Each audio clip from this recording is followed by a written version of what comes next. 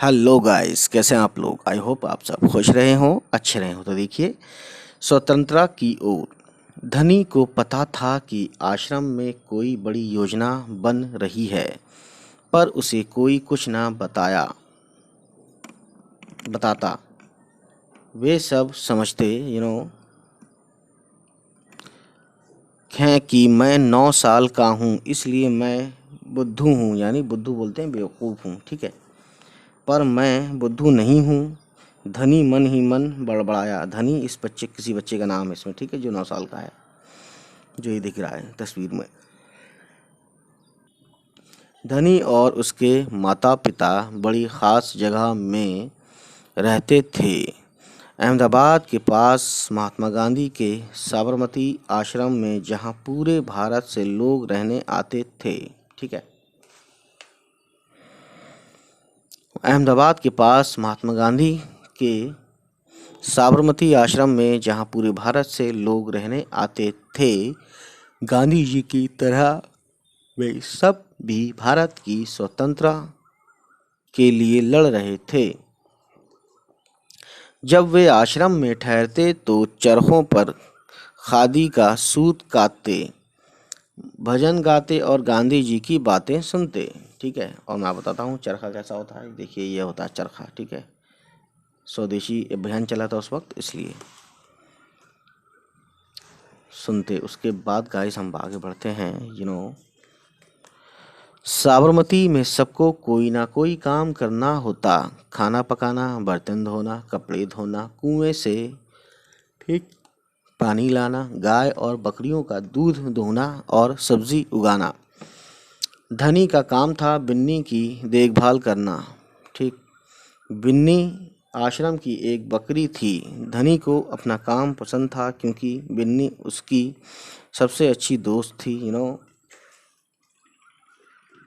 धनी को उससे बातें करना अच्छा लगता था। उस दिन सुबह धनी बिन्नी को हरी घास खिलाकर उसके बर्तन में पानी डालते हुए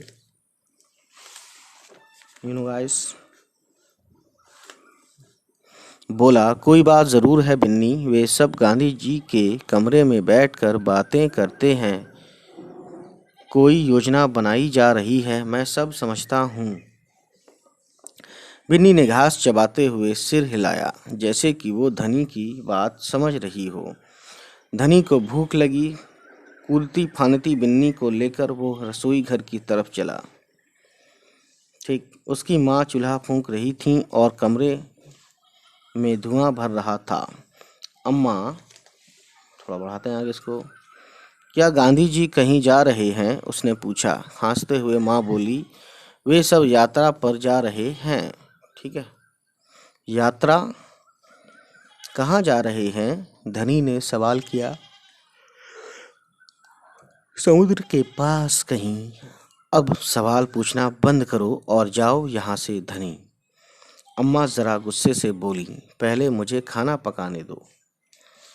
बच्चों की सवाल बहुत अटपटे भी होते हैं। धनी सब्जी की क्यारियों की तरफ निकल गया, जहाँ बूढ़ा बिंदा आलू खोद रहा था।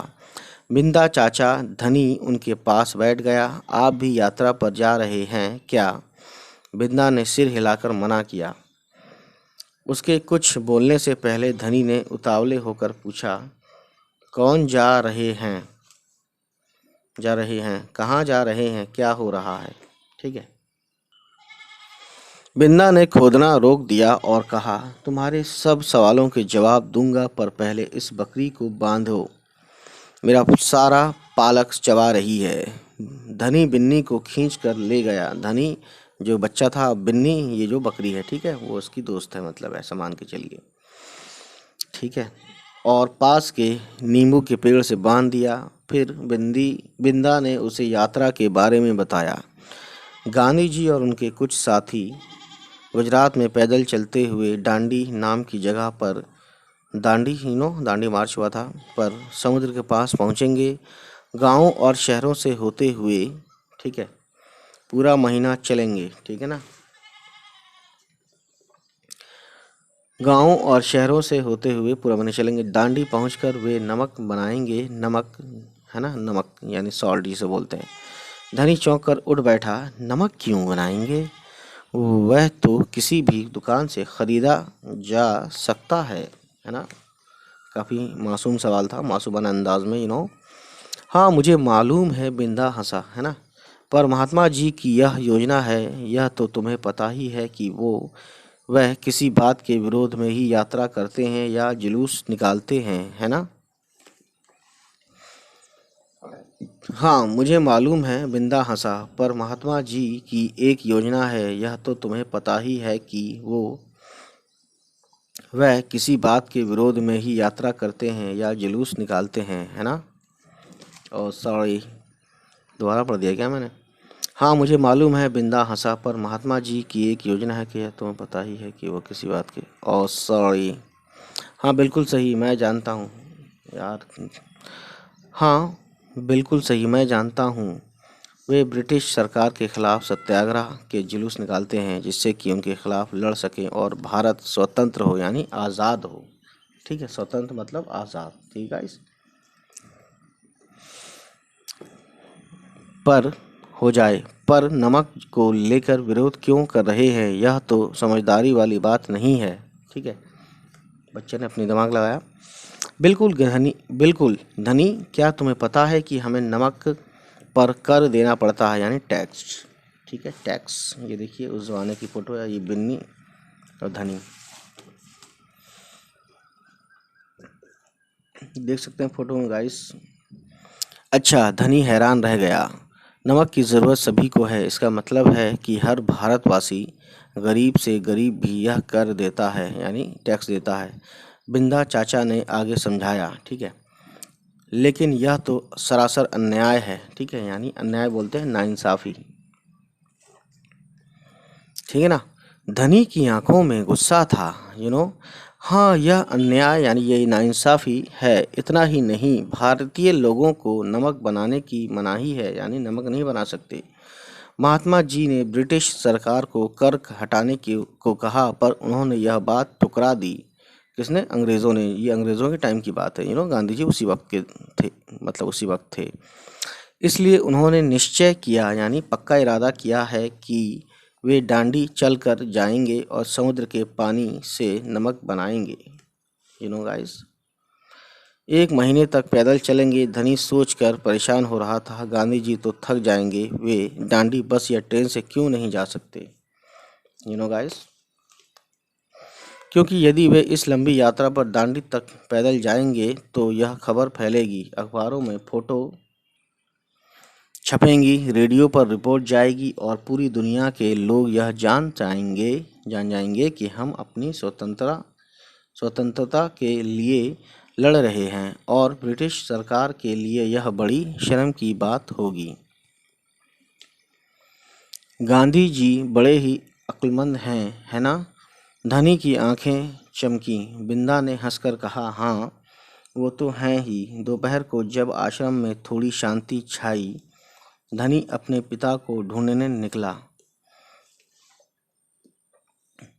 ठीक है ना। वह एक पेड़ के नीचे बैठकर चरखा काट रहे थे। पिताजी, क्या आप और अम्मा दांडी यात्रा पर जा रहे हैं?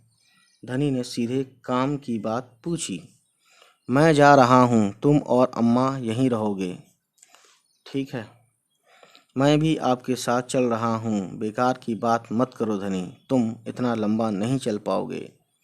ठीक है, आश्रम के नौजवान ही जा रहे हैं, या नौजवान मतलब जो नवयुवक हैं, बड़े हैं, ठीक है, जवान हैं।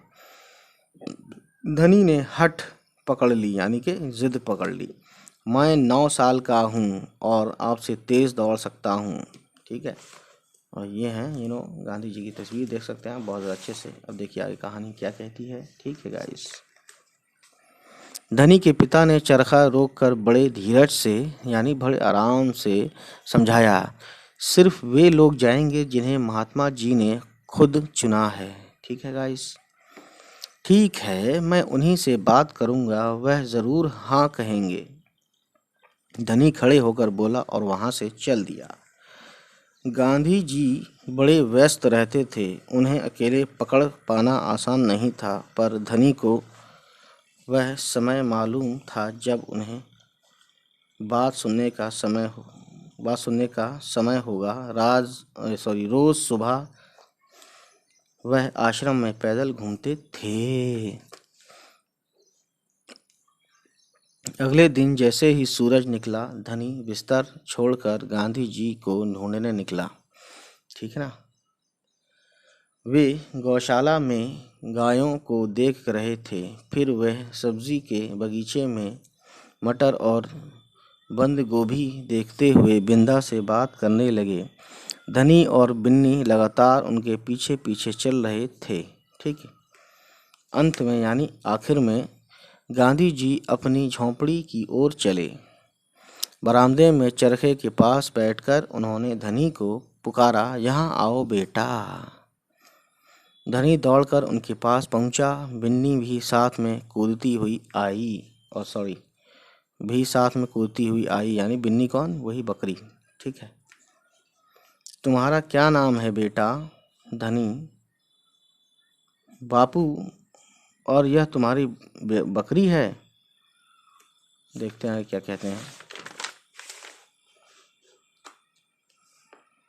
जी हाँ, यह मेरी दोस्त बिन्नी है जिसका दूध आप रोज सुबह पीते हैं। धनी गर्व से मुस्कुराया। मैं इसकी देखभाल करता हूँ। ठीक गाइस, बहुत अच्छा। गांधी जी ने हाथ हिलाकर कहा, अब यह बताओ धनी कि तुम और बिन्नी सुबह से मेरे पीछे क्यों घूम रहे हो? मैं आपसे कुछ पूछना चाहता था। धनी थोड़ा घबराया। क्या मैं आपके साथ दांडी चल सकता हूँ? हिम्मत करके उसने कह डाला। ठीक है। गांधी जी मुस्कुराए। तुम अभी छोटे हो बेटा, दांडी तो बहुत दूर है। सिर्फ तुम्हारे पिता जैसे नौजवान ही मेरे साथ चल पाएंगे। पर आप तो नौजवान नहीं हैं, धनी बोला। आप नहीं थक जाएंगे? सवाल किया धनी ने गांधी जी से। मैं बहुत अच्छे से चलता हूँ, गांधी जी ने कहा। मैं भी बहुत अच्छे से चलता हूँ, धनी भी अड़ गया। ठीक है। ये देखिए गांधी जी फोटो है एक बच्चे के साथ। अब देखते हैं गाइस यहाँ पे क्या होता है। हाँ ठीक बात है। कुछ सोचकर गांधी जी बोले, मगर एक समस्या है यानी परेशानी है।